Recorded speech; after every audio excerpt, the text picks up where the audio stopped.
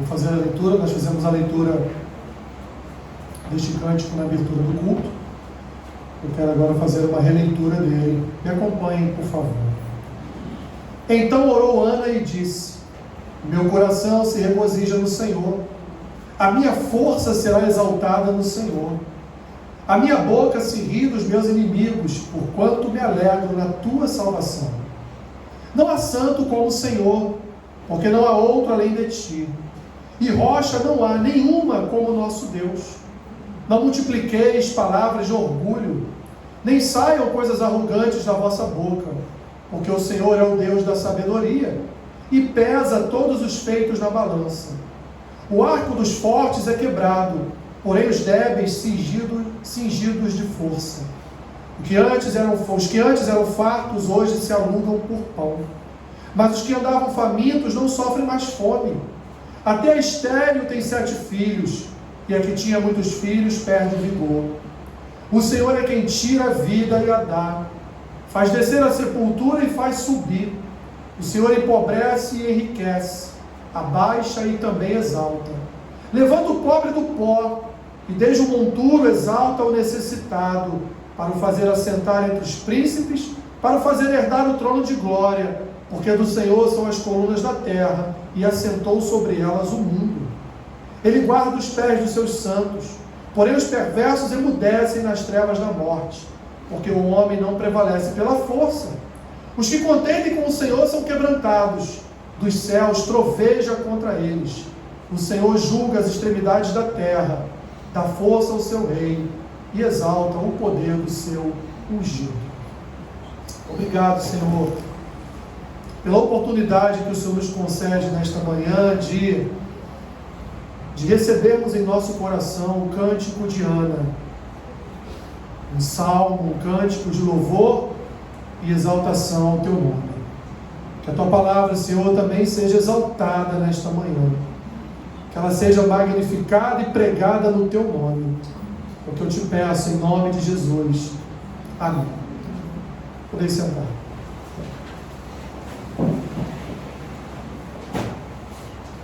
O Gene Merrill, um estudioso das Escrituras, ele diz o seguinte a respeito do cântico de Ana: este é um dos mais antigos e comoventes poemas do Antigo Testamento.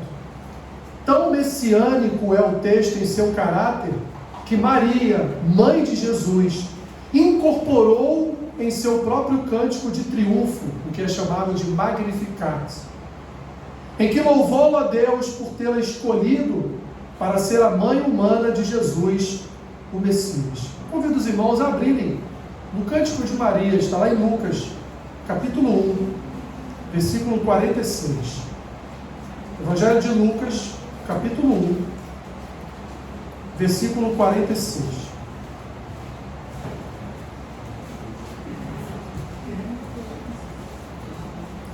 Lucas, capítulo 1, versículo 46.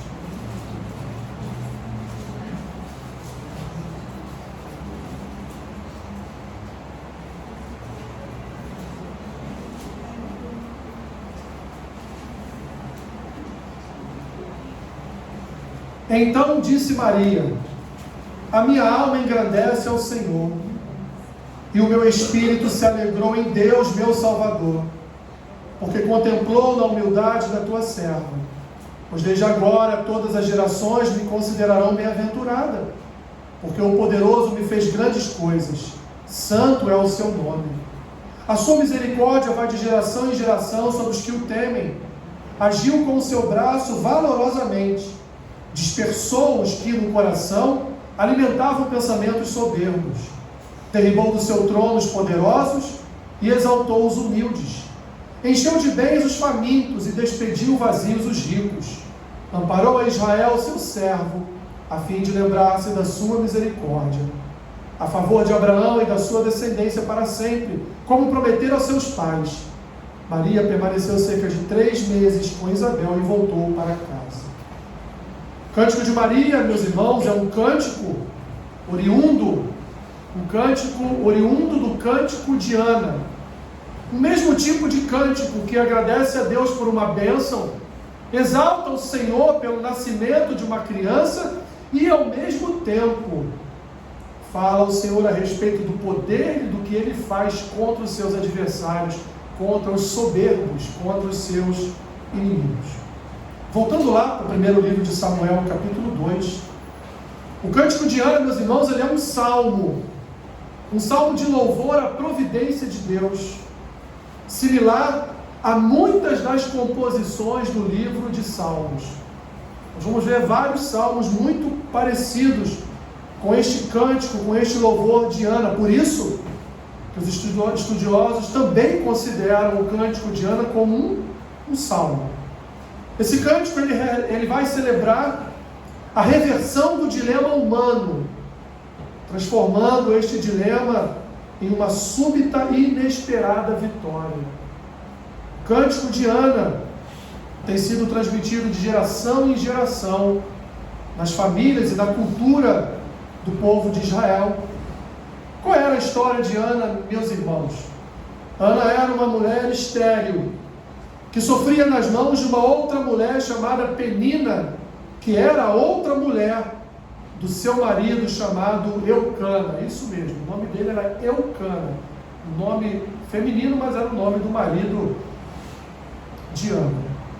Seu marido amava a Ana, amava muito mais a Ana do que a Penina. Mas Ana não estava, mas Ana estava desesperada de um filho.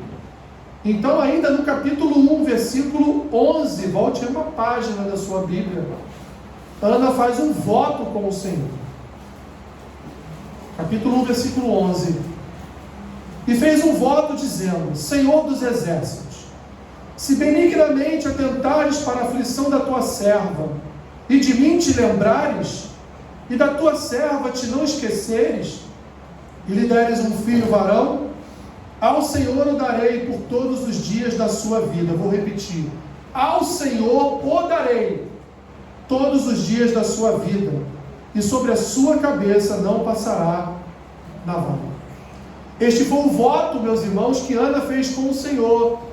Se o Senhor abrisse a sua madre, se o Senhor abrisse o seu ventre, se o Senhor lhe concedesse, e ela foi específica, um menino, um varão, do sexo masculino, eu então o entregarei a ti.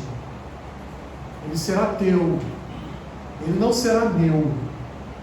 Assim, meus irmãos, ao cabo de 3 anos, após o nascimento de Samuel, após o seu desmamar, ela então vai ao templo, junto com seu marido, e ali entrega o menino às mãos do sacerdote Eli.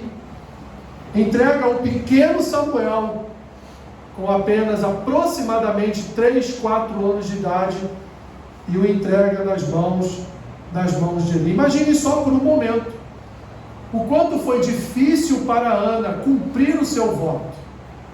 Porque quando nós estamos desesperados e fazemos um voto, é mole dizer que vai cumprir, né? Afinal de contas, você está ali desesperado. Você precisa de um milagre. Você precisa que algo aconteça, e que este algo que vai acontecer não está mais no limite da sua razão, não está mais no limite do concreto, mas está no limiar do abstrato. É algo ex nihilo, né? É algo que não existe. Do nada aquilo tem que vir, do nada aquilo tem que existir. Então você vai lá, dobra os seus joelhos e faz um voto com o Senhor, mas o que estava em abstrato torna-se concreto. Deus então do nada lhe abençoa e lhe concede a graça daquele pedido que aos seus olhos era impossível. Você sabia que aos olhos do poder de Deus, você sabia que nas mãos e no poder de Deus não era impossível, porque Deus pode todas as coisas. Se Ele ressuscita os mortos, por que Ele não pode do nada trazer à vida alguém? Mas ainda assim foi um voto, meus irmãos, um voto pesado no seu pagamento. Um voto pesado na sua conclusão. Imagine, portanto, como foi difícil para Ana cumprir este voto. Porque Ana nunca mais viria a ter contato diário com o seu filho. Imagina, enquanto Ana junto com Elcana se dirigia até o templo e via lá o jovem Samuel servindo a Eli, servindo no templo, e não tinha mais com ele contato. Não podia mais à noite ir até o seu quarto, dar um beijo na sua testa e dizer: boa noite, meu filho, durma com Deus. Não podia mais todos os dias pela manhã acordá-lo, né? Levanta aí, está na hora do colégio. Está na hora da escola de profetas, Samuel, vamos lá. Eli já está te esperando lá no templo. Ela não teria mais isso em sua vida, pois o voto que ela havia feito com o Senhor era de entregar Samuel a Deus, como se ela estivesse tirando parte dela, entregando ao Senhor e dizendo: não é meu mais, é teu, faça com ele o que o Senhor quiser.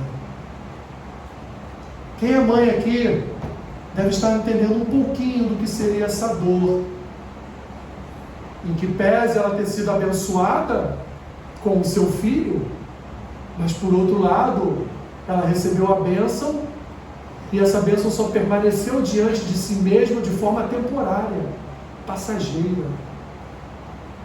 Porque daqui em diante, ela não teria mais contato com seu filho. Meus irmãos e minhas irmãs, Ana tem muito a ensinar à igreja. A vida desta mulher, os 2 capítulos que falam da vida desta mulher aqui no primeiro livro de Samuel, tem muito a nos ensinar, tem muito a dizer ao nosso coração, tem muito a nos dizer a respeito não só de votos com o Senhor, mas a respeito do que é a igreja, a respeito do que é o comportamento de uma igreja em relação a Deus, porque Ana foi uma mulher que demonstrou confiança, fidelidade e amor ao Senhor. Confiança porque enquanto esteve no templo orando para que Deus lhe desse um filho, Eli, ao observar a sua oração, imaginou: essa mulher está bêbada, porque ela balbuciava, ela estava tão desesperada que ela balbuciava palavras, ela estava ali se expressando de uma forma em que todos poderiam pensar que ela estava ali embriagada de vinho. Mas ela diz a Eli: não, Senhor, eu estou desesperada da vida, eu quero um filho. Eu não estou embriagado, eu não tomei nada, absolutamente nada de vinho, nada de bebida. Isso aqui é o coração de uma mulher desesperada para ter um filho. E o que ela pode nos ensinar, meus irmãos? O que Ana tem, assim como Maria, lá em Lucas 1, com o seu Magnificat, com o seu cântico magnífico a Deus, o que Ana tem a nos ensinar? Em primeiro lugar, ela nos ensina perseverança. Porque após várias tentativas, a conclusão a que todos chegaram é que Ana era uma mulher estéril.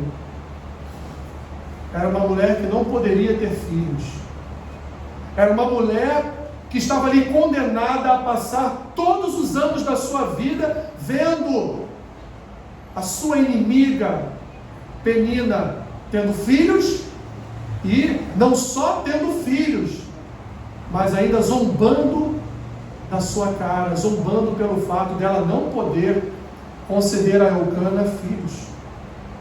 Ana, meus irmãos, apesar de todo o sofrimento da sua condição, ela não desistiu do seu sonho de ser mãe. Apesar de toda a sua tristeza, nós não vemos em nenhum momento Ana murmurando, vemos ela triste, vemos ela cabisbaixa, causando inclusive preocupação em seu marido Elcana. Mas em nenhum momento, meus irmãos, nós vemos Ana murmurando contra o Senhor. Pelo contrário, ela confia no Senhor e na força do seu poder, e na sua confiança, na sua fidelidade, na sua fé, na sua esperança, ela coloca as suas petições diante do Senhor. Mesmo sabendo que ela não seria capaz de gerar um filho, ela diz ao Senhor: se o Senhor me abençoar, ele será teu. A sua confiança, meus irmãos, se transformou num voto duro, num voto difícil de ser cumprido, pois ao nascer, ao ser desmamado, Samuel teria que ser entregue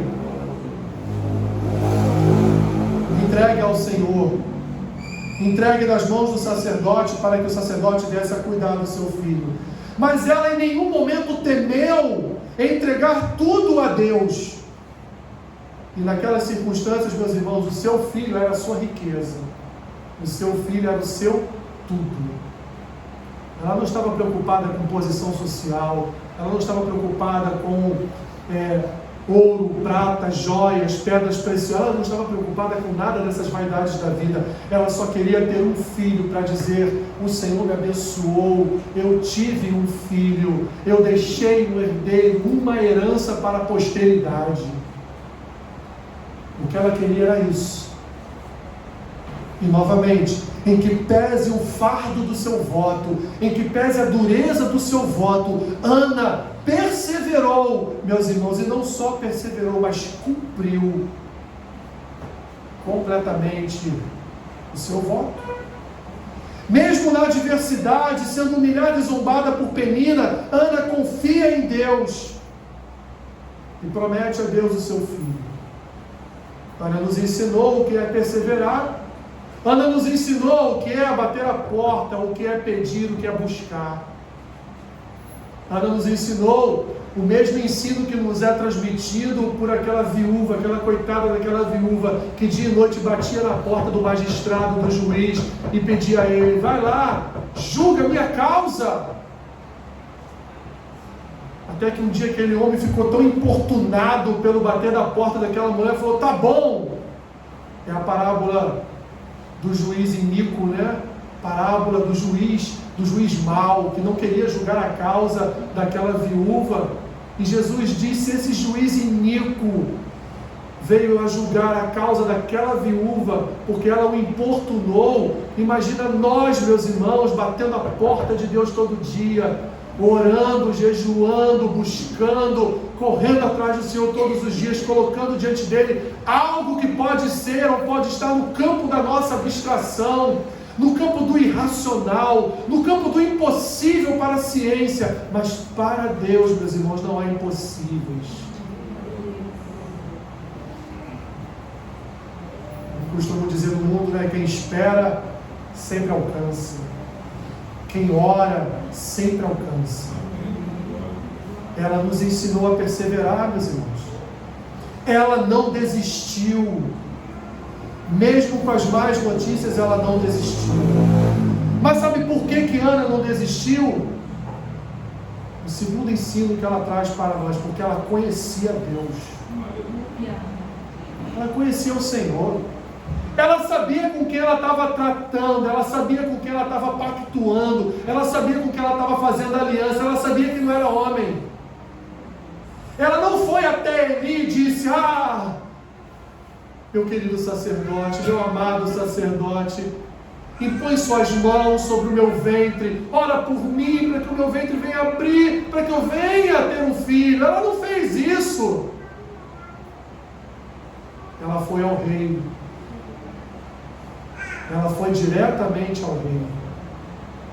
Ela não foi aos subordinados do rei, porque ela sabia que só o rei poderia conceder o seu pedido. Era um pedido inconcebível a qualquer homem, mas não ao rei. Não àquele que um dia a formou no ventre da sua própria mãe. Não àquele que, como ela diz aqui no seu cântico, dá a vida e tira a vida.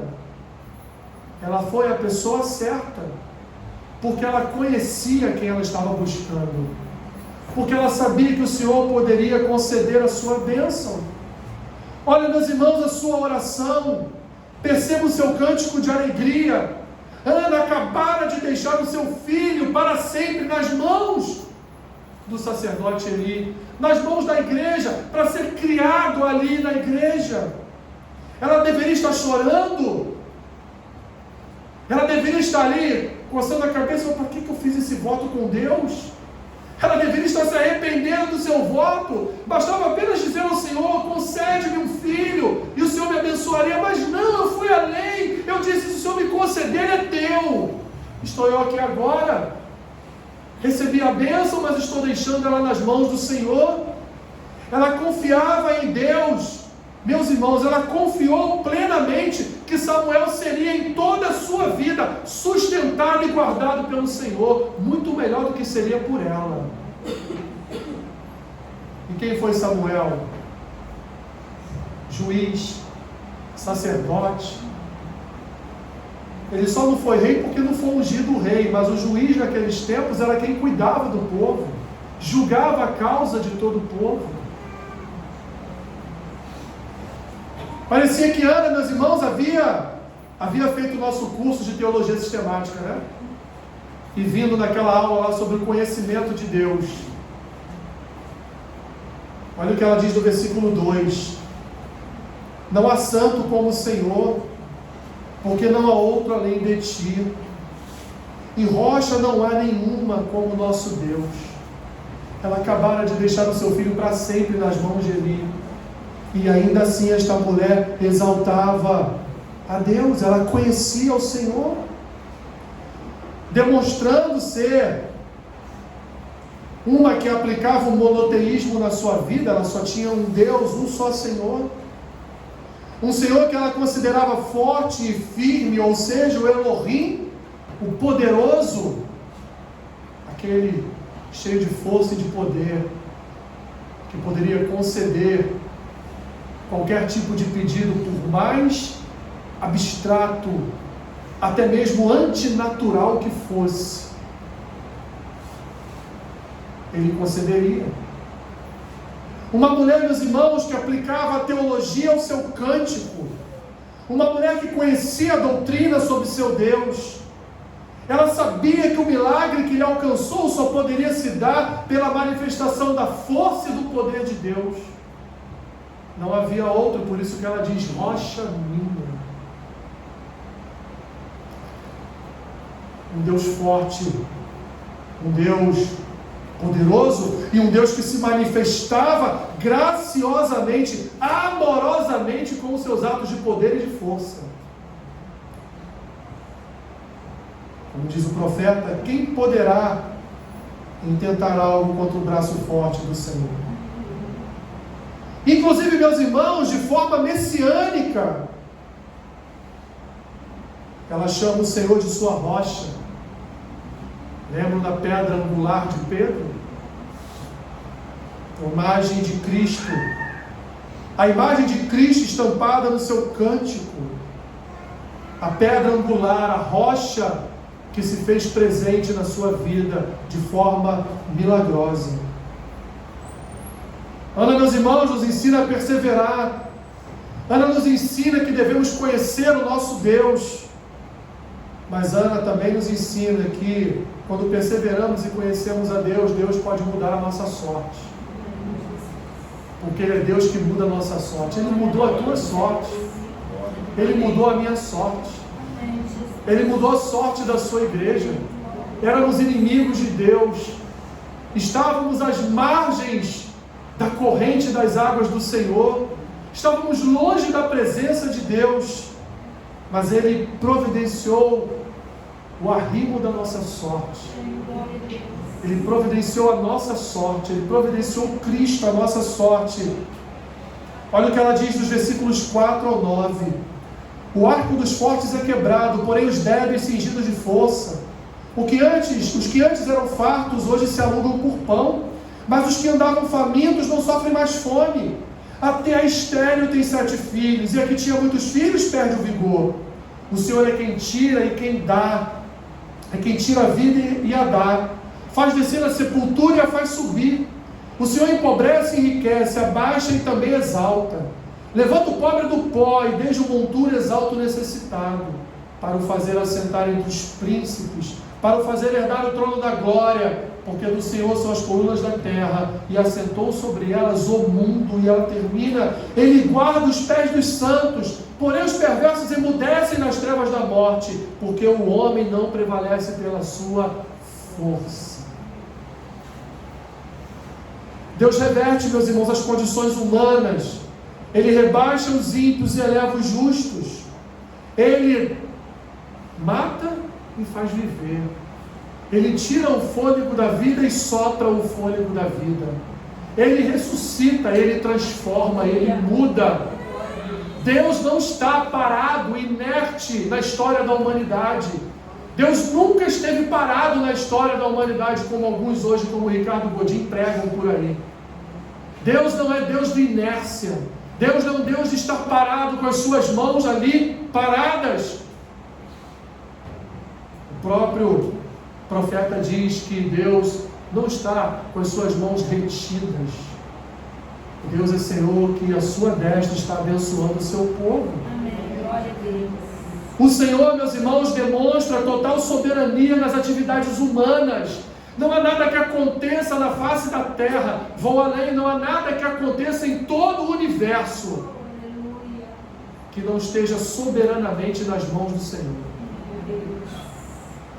Absolutamente nada. Repetindo a ilustração de Spurgeon, quando você abre a cortina do seu quarto e entra por ele o sol da manhã, o que nós vemos? Aquele pequeníssimo pó, né? Aquele pozinho assim, né? Você já viu aquele pó no brilhar, nos raios solares, assim, entrando pelo teu quarto, ou na sala, ou na cozinha? Até aquele pó o Senhor conduz. Não há uma só folha que caia do galho de uma árvore sem a anuência de Deus, sem o agir da graça soberana de Deus. Tu podes contar os fios dos teus cabelos, mas Deus tem todos eles contados, porque foi Ele que nos formou. Tu pode contar as areias do mar, mas Deus tem cada grão contado. Tu pode contar as estrelas, mas o Senhor tem cada uma delas contada e dá nome a cada uma delas. Podemos contar as galáxias, as constelações, os buracos negros existentes? Absolutamente nada, mas o Senhor pode todas as coisas. Um só milímetro que a lua sair do seu eixo, a terra é destruída. E por que a lua não sai um só milímetro? Por que o sol não se aproxima 5 centímetros da terra? Porque Deus, com a sua mão, organiza, detém, administra todas as coisas. Nada foge ao seu controle, meus irmãos. Se Deus não permite que um satélite do nosso planeta, se Deus não permite que planetas, se Deus não permite que estrelas saiam da sua trajetória, saiam, meus irmãos, da posição em que Ele colocou, o que é um ventre estéril para o Senhor? Nada. Absolutamente nada. Nada foge do seu controle. Meus irmãos, a situação do homem na história é caracterizada pela soberania e pela vontade de Deus. Nada acontece na história sem a permissão ou a ação divina, porque Ele controla todas as coisas. Controla o mal, controla o bem, controla o homem mau, controla o homem bom. Ele controla as tempestades, Ele controla o tempo de maré boa. Ele controla as atividades dos pescadores. Ele controla o teu levantar, o teu dormir. Ele controla o teu sono, porque a Bíblia diz que Ele nos abençoa até enquanto dormimos. Meu irmão e minha irmã, nada foge do controle de Deus. Você está batendo na porta, você está perseverando, você está orando, você está buscando, você está pedindo. Creia que o Senhor há de conceder a sua graça. Creia que o Senhor há de conceder o seu pedido na forma da sua vontade, na forma da sua soberana vontade. Por último, meus irmãos, Ana perseverou porque conhecia Deus, sabia que Deus poderia mudar a sua sorte, e Ana também sabia um quarto conhecimento que ela tinha, é que Deus cuida dos nossos adversários. Coitado deles, meus irmãos. Coitado deles. Olha o que ela diz no versículo 3. Não multipliqueis palavras de orgulho, nem saiam coisas arrogantes da vossa boca, porque o Senhor é o Deus da sabedoria e pesa todos os feitos da balança. Quem é esta pessoa que falava o tempo todo aos ouvidos de Ana? Penina. E o que nós vemos agora, meus irmãos, que Deus cala o orgulhoso, Ele pesa os feitos dos ímpios. Todos os inimigos de Deus serão quebrantados. E quem são os inimigos de Deus? São os inimigos do seu povo, são os inimigos da sua igreja, são aqueles que se levantam, dominados por principados e potestades, se levantam contra a igreja. Penina perturbava a vida de Ana, mas agora fora calada pelo nascimento de Samuel. Penina infernizou a vida de Ana, mas agora foi calada pelo nascimento de Samuel. Quem são os filhos de Penina? Não estão registrados. Quem é o filho de Ana? Samuel. Está registrado nas Escrituras. O que os filhos de Penina fizeram no mundo? O que fez Samuel?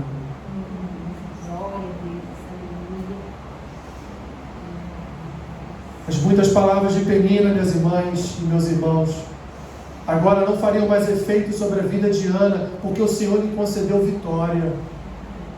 Olha o que ela diz no versículo 10. Os que contendem com o Senhor são quebrantados, dos céus troveja contra eles. O Senhor julga as extremidades da terra, dá força ao seu rei e exalta o poder do seu ungido. O nascimento de Ismael, meus irmãos, ele é o prelúdio do milagre do nascimento de Jesus. Ana aqui, ela canta profeticamente a vitória final do rei sobre seus adversários. Quem é este rei que vencerá os seus adversários no final de todas as coisas? Ela chama de o seu ungido. Aquele que recebeu o nome de ungido, aquele que recebeu o designar de rei. Por quê? Porque Samuel, o milagre de Ana, aquele que foi juiz e sacerdote em Israel, foi ele que teve em suas mãos a unção do primeiro rei de Saul, mas foi ele também, meus irmãos, que ungiu a Davi, da linhagem de Cristo, iniciando em Davi uma dinastia de reis na família de Jesus, culminando com o último, que foi o Senhor Jesus. O milagre de Ana, meus irmãos, ele reverberou até o milagre de Maria. O cântico de Ana reverberou a tal ponto que levou Maria também a proclamar o seu cântico. A olhar para o cântico de Ana, no milagre de Samuel, e realizar lá em Lucas 1 seu próprio cântico do milagre do nascimento virginal do Deus Emanuel, daquele que viria a seguir a dinastia de reis da casa de Davi, daquele que viria a ser o rei. Não um rei proclamado na terra por Israel, mas um rei proclamado pelo próprio Senhor. O rei do universo, o Criador de todas as coisas, encarnado na humilde figura de Jesus. O que podemos, meus irmãos, concluir? O que podemos aplicar, inclusive, sobre esse cântico de Ana, sobre a vida de Ana, esse breve relato da vida de Ana? O que isso pode nos dizer, além da perseverança, do conhecimento de Deus, além da sorte de termos o Senhor ao nosso lado, e além de sabermos que o Senhor, no final de todas as coisas, vencerá os nossos adversários? Meus irmãos, a oração do justo alcança o coração de Deus de tal forma que toda a esterilidade é vencida. alguma área da sua vida que está estéril, coloque diante do Senhor. Busque a Deus em oração. Busque aquele que tem o poder e a força. Busque aquele que tem autoridade. Busque aquele que é soberano. Busque aquele, meu irmão e minha irmã, que realiza a sua vontade em tudo e todos. Coloque essa sua esterilidade diante de Deus. Ana também nos ensina que conhecer a Deus nos conduz ao descanso. Ana orou, o filho veio, ela entregou o seu filho e descansou no Senhor, porque sabia que Samuel seria muito bem cuidado. Tão bem cuidado, que Deus passou a falar com Samuel e deixou de falar com Eli, por causa do pecado de Eli com seus filhos Ofni e Finéias. Samuel,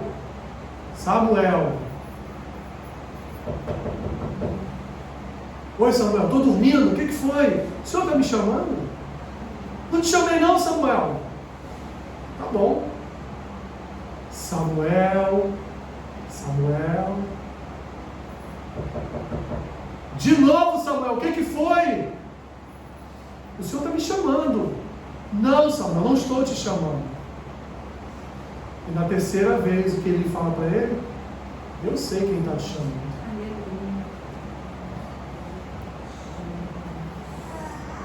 Meus irmãos, Deus não está parado. Ele pode mudar a tua sorte a qualquer momento.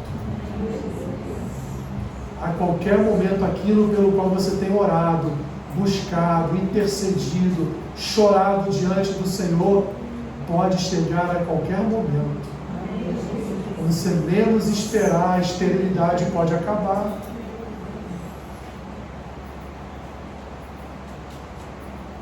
No futuro, meus irmãos, Deus cuidará dos inimigos da igreja. Não fiquem preocupados com o que estão fazendo, com o que falam. Não se preocupem com a cultura desse mundo. Ela é só pó. Ela vai ruir um dia. Ela vai cair um dia. Porque o nosso Senhor voltará. Hoje, meus irmãos, podem nos chamar de igreja estéril, mas vai chegar um tempo, um futuro próximo, em que seremos, meus irmãos, árvores frondosas, que produziremos muitos e muitos frutos. Milhares e milhares de vidas se converterão ao Senhor Jesus. A igreja alcançará nações. Será um avivamento nunca antes visto na história da igreja. Quando se aproximar, meus irmãos, a volta do nosso Senhor, nós veremos o poder de Deus agindo de tal forma que nunca antes houve na história da igreja. Creia nisso, meus irmãos. Deus nos usará poderosamente. Podemos ver hoje uma igreja estéril em todo o mundo. Podemos ver hoje uma igreja fraquejada. Podemos ver hoje uma igreja em pecado em todo o mundo. Mas, meus irmãos, essa sorte vai mudar. A esterilidade vai terminar. Deus vai buscar verdadeiros adoradores no meio do seu povo. Deus vai buscar aqueles que não se dobraram a Baal. Deus vai buscar aqueles que têm o seu coração disponível para a sua obra. E Deus vai usar homens, mulheres, idosos, crianças, para buscar os perdidos em todas as nações, e nós vamos ver um grande avivamento mundial. Não é um avivamento nos Estados Unidos, não é um avivamento na Argentina, não é um avivamento no Brasil, não é um avivamento na China, não é um avivamento no Japão, não é um avivamento no Iraque, no Irã, não é um avivamento em Israel, é um avivamento em toda a terra. Toda a terra vai experimentar dos frutos de uma árvore poderosa, dos frutos de uma árvore gloriosa, dos frutos de uma árvore em que Deus vai fazer brotar frutos, vai nos tirar da sequidão, vai nos tirar da esterilidade, vai nos tirar, meus irmãos, da inércia, porque a igreja está na inércia, a igreja está estéril, a igreja está em pecado, a igreja está se desviando do seu Senhor e Redentor. Mas o Senhor vai voltar, vai fazer com que a sua igreja retorne ao ponto de partida. Nós veremos com os nossos próprios olhos todo um avivamento mundial, nações se rendendo, povos se rendendo. Veremos também o anticristo proclamando mentiras, veremos também o anticristo proclamando amor mentiroso, falso, pecador, herege, mas nós veremos do outro lado, meus irmãos, uma igreja forte, porque é na perseguição que nós somos fortes. É quando o conforto acaba que nós nos voltamos para Deus. E nós estamos, meus irmãos, estamos quase chegando no momento de fazer como Ana fez, como que se estivéssemos embriagados diante do Senhor, pedindo a Ele: Senhor, nos socorre, nos usa, faça resplandecer o Teu rosto sobre nós, faça resplandecer a Tua face sobre nós, nos usa com poder e autoridade, realiza um milagre, faz nascer uma nova igreja nesse mundo. Porque é preciso nascer uma nova igreja nesse mundo, meus irmãos. Uma igreja que não está preocupada com festas, com eventos. Uma igreja que não está preocupada se o louvor daquele dia foi bom ou não, mas uma igreja que está preocupada com a palavra. Uma igreja que olha pela palavra, que se empenha na palavra, que conhece o Senhor, que persevera no Senhor, que sabe que o arrimo da sua sorte já foi enviado e a sua sorte já mudou. Possamos ser essa igreja, meus irmãos. A igreja que Ana nos ensina a ser. A igreja que Ana nos conduz a ser. A igreja que o cântico de Ana nos faz conhecer. Uma igreja perseverante, que conhece ao seu Deus, que sabe que o Senhor tem um controle de todas as coisas e que sabe que os nossos adversários já estão debaixo dos seus pés. Amém? Senhor, obrigado por Tua palavra. Obrigado, Senhor, porque na Tua palavra existem diversos cânticos entoados pelos Teus servos e servas. Obrigado porque eles refletem, eles são um quadro, são um retrato daquilo que o Senhor tem nos chamado para ser, uma igreja viva e uma igreja avivada pelo Teu Espírito. Ana estava entregando o seu filho para sempre nas mãos de Eli, que nós possamos entregar a nossa vida também para sempre em Tuas mãos, que nós possamos entregar o nosso coração para sempre em Tuas mãos, que venhamos a tirar o nosso coração das nossas próprias mãos, mas entregar a Ti em confiança e esperar o Teu usar, e esperar o derramar do Teu poder, Senhor, e da Tua força sobre nós. Ajuda-nos, Senhor. Ajuda-nos. Precisamos da Sua ajuda. Precisamos ser avivados pelo Teu Espírito. Precisamos, Senhor. Precisamos de tantas coisas em nossas vidas. Nos ajuda. Nos ajuda. É o que Te pedimos em nome de Jesus. Amém. Amém. Mude de posição.